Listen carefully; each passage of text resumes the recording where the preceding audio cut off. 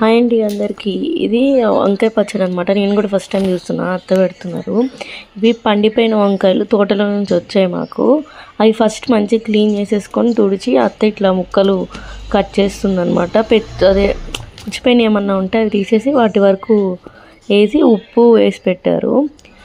Next ఇట్లా చింతపండులో మొత్తం గింజలు మొత్తం ఒలిచేసి పక్కన పెట్టుకున్నారు చింతపండుని. ఆ కడిగిన వంకాయలు ఉన్నాయి కదా, అవి ఒక డబ్బాలో వేసి మనం ఊరబెట్టుకోవాలి. కొంచెం నూనె, పసుపు, ఉప్పు ఈ మూడు వేసి మంచిగా అదే ఒక 1 డే మొత్తం మనం వాటిని ఊరనివ్వాలన్నమాట. ఒక సైడ్ చింతపండు పెట్టేస్తున్నాము. చింతపండు కూడా వాటర్ వస్తాయి కదా, ఊరితే వాటికి మెత్తగా అయ్యి చింతపండు కూడా చాలా బాగా వస్తుందంట. ఫస్ట్ టైం వింటున్నా నేను కూడా వంకాయ పచ్చడి. టేస్ట్ చాలా బాగా వచ్చింది లాస్ట్లో. ఇది మనకి నిమ్మకాయ పచ్చడిలోకి 3 days అట్లా ఏం అవసరం లేదు. 1 day ఊరితే సరిపోయిద్ది. 1 dayకి మంచిగా వాటర్ వచ్చేసినాయి. ఇంక ఇది కట్ చేస్తే నెక్స్ట్ డే అనమాట. మేము నెక్స్ట్ డే ఈవినింగ్ తీసాము. ముందు రోజు మార్నింగ్ ఊరబెడితే నెక్స్ట్ డే ఈవినింగ్ ఇట్లా వెల్లుల్లిపాయలు అండ్ చింతపండు 2 కలిపి మిక్సీ చేస్తున్నాము. ఆ చింతపండు అది వాటర్లో తడిచి మెత్తగా అయ్యింది. ఆ డబ్బా ఓపెన్ చేసి చింతపండు తీసి మిక్సీ చేసామన్నమాట. ఒక గుప్పెడు వెల్లుల్లిపాయలు అండ్ ఆ చింతపండు తీసి మిక్సీ చేసేసాము. నేనైతే పెళ్ళయ్యాక ఎన్ని రకాల పచ్చళ్ళు తినాలని రకాల పచ్చళ్ళు టేస్ట్ చేస్తున్నాను అనమాట. నార్మల్గా అయితే మమ్మీ అసలు నిలువ పచ్చళ్ళు అట్లా ఏం ఎక్కువ పెట్టేది కాదు. ఇప్పుడైతే మంచిగా అన్ని పచ్చళ్ళని తింటున్నాను. నాకు పచ్చళ్ళని చాలా ఇష్టం. ఇంకా అవి మిక్సీ వేసేసాము. మిక్సీ వేసాక ఆ పేస్ట్ మొత్తం తీసి మంచిగా ఆ ముక్కల్లో కలపాలి.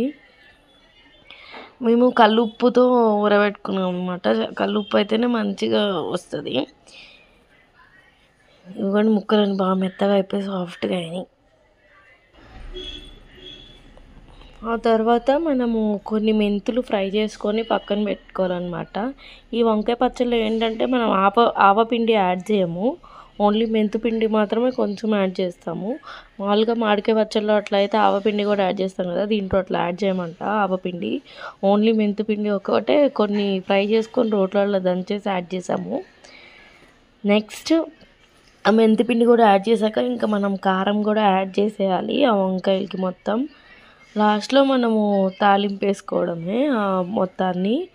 మేము అదేమంటారు గనిలో పట్టించిన ఆయిల్ యూజ్ చేసామన్నమాట, పల్లి ఆయిల్.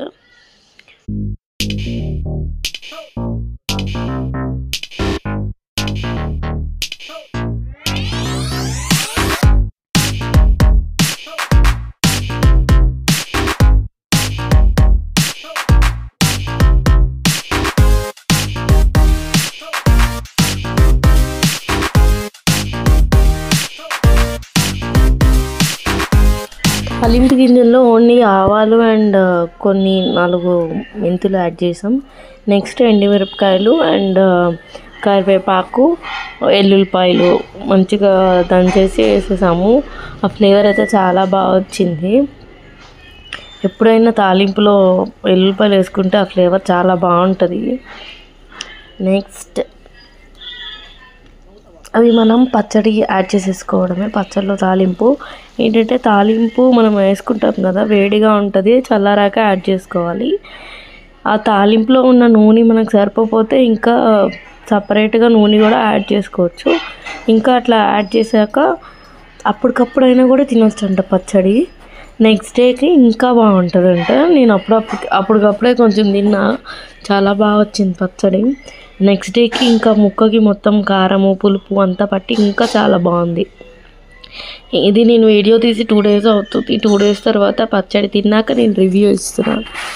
చాలా బాగుంది పచ్చడి. మీకు కూడా వంకాయలు దొరికితే పండినవి ఇట్లా ట్రై చేయండి ఒకసారి. Thank you for watching. Do like and subscribe for more.